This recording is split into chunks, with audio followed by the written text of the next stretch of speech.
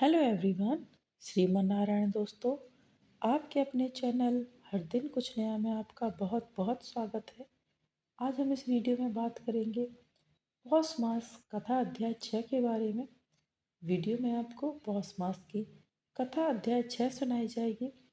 और यदि आपको आज के वीडियो पसंद आता है दोस्तों, तो वीडियो को लाइक कीजिए, शेयर कीजिए अपने दोस्तों के साथ, अपने परिवारजनों के साथ, ताकि उन तक भी ये वीडियो पहुँचे और वो भी कथा का श्रवण कर सकें, कथा का लाभ ले सकें।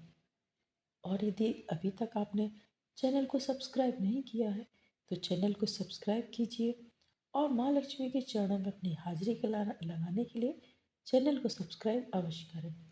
तो चलिए वीडियो को शुरू करते हैं।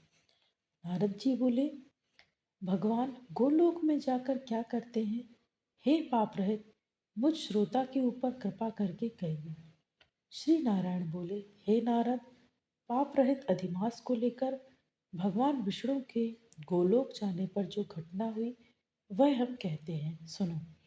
उस गोलोक के अंदर मणियों के खंभों से सुशोभित सुंदर पुरुषोत्तम के धाम को दूर से भगवान विष्णु देखते हैं। उस धाम के तेज से बंद हुए नेत्र वाले विष्णु धीरे धीरे नेत्र खोलकर और अधिमास को अपने पीछे कर धीरे धीरे धाम की ओर जाते हैं। अधिमास के साथ भगवान के मंदिर के पास जाकर विष्णु अत्यंत प्रसन्न हुए और उठकर खड़े हुए। द्वारपालों से अभिनंदित भगवान विष्णु पुरुषोत्तम भगवान की शोभा से आनंदित होकर धीरे धीरे मंदिर में गए और भीतर जाकर शीघ्र ही श्री पुरुषोत्तम कृष्ण को नमस्कार करते हैं। गोपियों के मंडल के मध्य में रत्नमय सिंहासन पर बैठे हुए कृष्ण को नमस्कार कर पास में खड़े होकर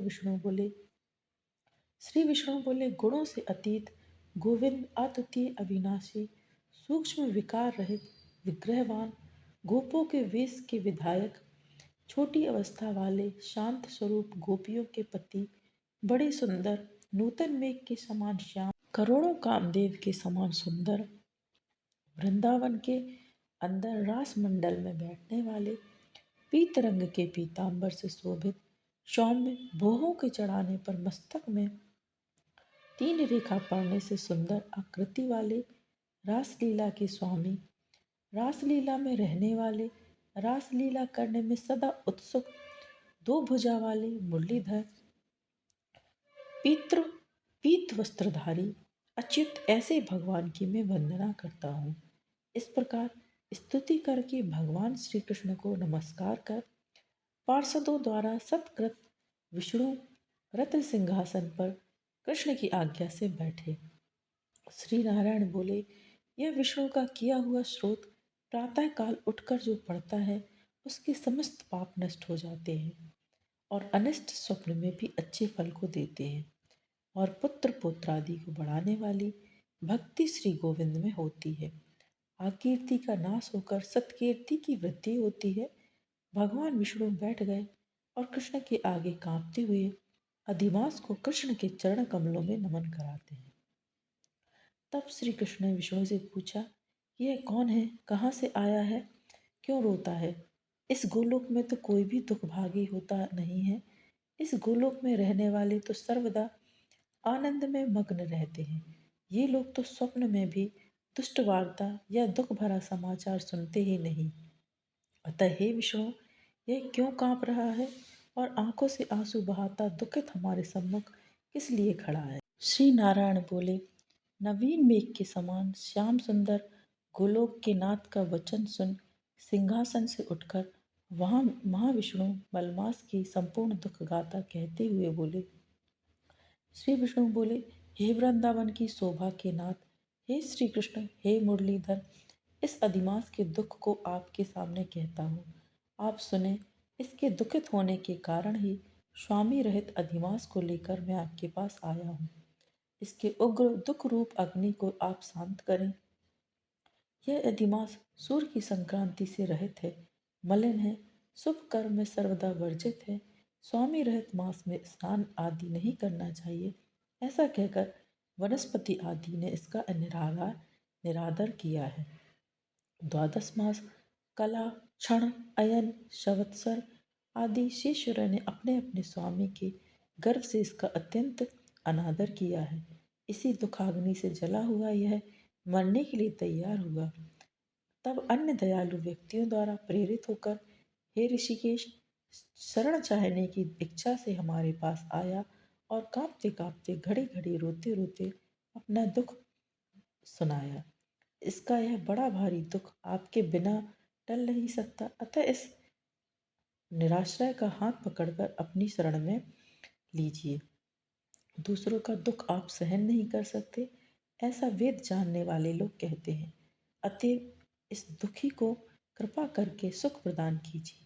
हे जगतपते, आपके चरण कमलों में प्राप्त प्राणी शोक का भागी नहीं होता है, ऐसा वेद जानने वालों का कहना है। कैसे मिथ्या हो सकता है? मेरे ऊपर कृपा करके भी इसका दुख दूर करना आपका कर्तव्य है, क्योंकि सब काम छोड़कर इसको लेकर मैं आया हूँ। मेरा आना सफल कीजिए। बारंबार स्वामी के सामने कभी भी कोई विषय न कहना चाहिए। ऐसी नीति के जानने वाले बड़े बड़े पंडित सर्वदा कहा करते हैं। इस प्रकार अधिमास का सब दुख भगवान श्री कृष्ण से कहकर हरि कृष्ण के मुख कमल को की ओर देखते हुए कृष्ण के पास ही हाथ जोड़कर खड़े हो गए। ऋषि लोग बोले, हे सूत जी, आप दाताओं में श्रेष्ठ हैं। आपकी दीर्घायु हो, जिससे हम लोग आपके मुख से भगवान की लीला के कथा रूप अमृत का पान करते रहे। हे सूत, गोलोकवासी भगवान कृष्ण के विष्णु के प्रति फिर क्या कहा और क्या किया इत्यादि लोको कारक विष्णु कृष्ण का संवाद सब आप हम लोगों से कहिए।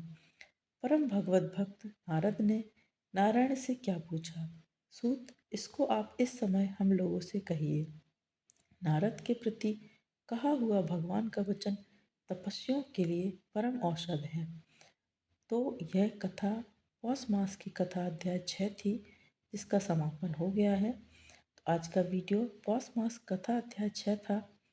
और यदि आपको आज की वीडियो पसंद आया है दोस्तों, तो वीडियो को लाइक कीजिए, शेयर कीजिए अपने दोस्तों के साथ, अपने परिवारजनों के साथ, ताकि उन तक ये वीडियो पहुँचे और वो भी कथा का श्रवण कर सकें। अगला वीडियो पौष मास कथा अध्याय 6 का होगा, तो चैनल पर बने रहें संपूर्ण पौष मास की कथाओं का श्रवण करने के लिए। कमेंट्स में श्रीमान नारायण जय माँ लक्ष्मी अवश्य लिखें। मिलते हैं नेक्स्ट वीडियो में दोस्तों। हर हर महादेव।